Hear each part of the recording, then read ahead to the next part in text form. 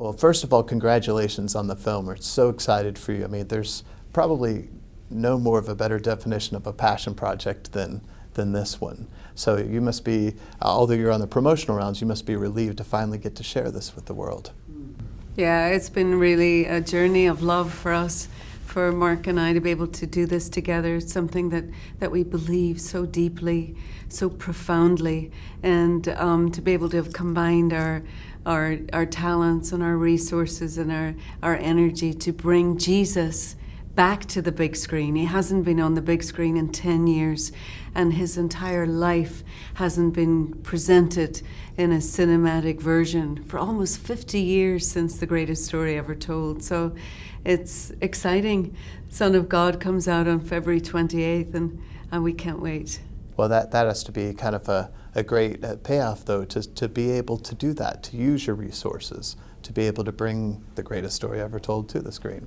Yes, we'll never do this the rest of our lives, right? I mean, the chance for once in a lifetime to be able to share the Gospels in such a broad way. I mean, we're not qualified to be pastors or educators, but we are qualified to make a story on the screen to reach people. And we're hoping the outcome of this in the long run will be churches will use this film to reach more people as a tool. You know, this is just 2 hours, and it spans Jesus' life, but there's lots of it left out that is in the Gospels, and the churches can fill in those blanks. Well, and the promotional efforts in this film are amazing. The grassroots swell that you have going on. There are theaters that are already selling out, so it's nice to know that you've already got a hit on your hands in a sense, right? Well, it certainly feels like there's been this beautiful groundswell of support for the film.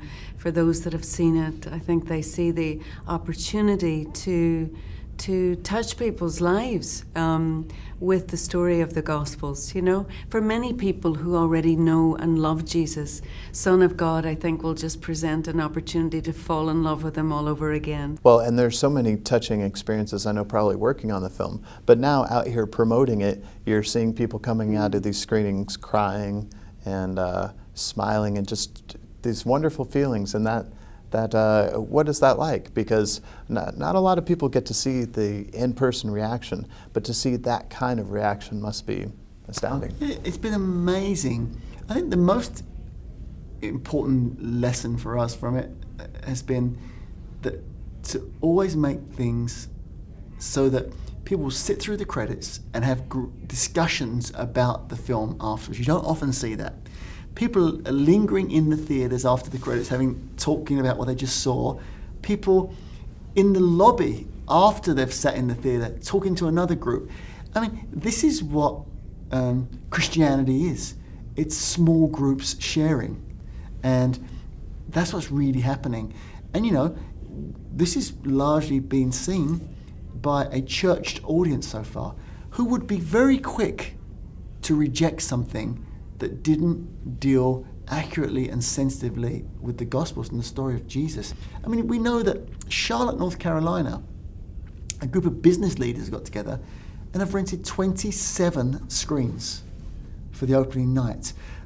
San Antonio, Pastor John Hagee has taken 14 screens simultaneously at the same time in the same theatre. It's really, really something fantastic that's happening, which means more people get to see it, and some people who've never read the Gospels will get their first experience of the story of Jesus. And I think that we've been able to do that, you know. We gathered this great international cast as well, with the beautiful and performance of Diogo Morgado in the central role of Jesus. Diogo is a Portuguese actor who we came upon really through prayer. We were just a few weeks from beginning filming, and we didn't have an actor to play Jesus. And to say we were anxious would be an understatement. We just put it out there in prayer to everybody we knew, and I sent out an email to everyone I knew with a header, looking for Jesus. And through a series of amazing coincidences, Diogo was brought to us and ended up coming to meet us at our home for the very first time. And he came down our path, and we have a glass on the door, and we looked out like a couple of kids. We saw him walking down the path, and he took my breath away, and I said to Mark, there he is. There's our Jesus.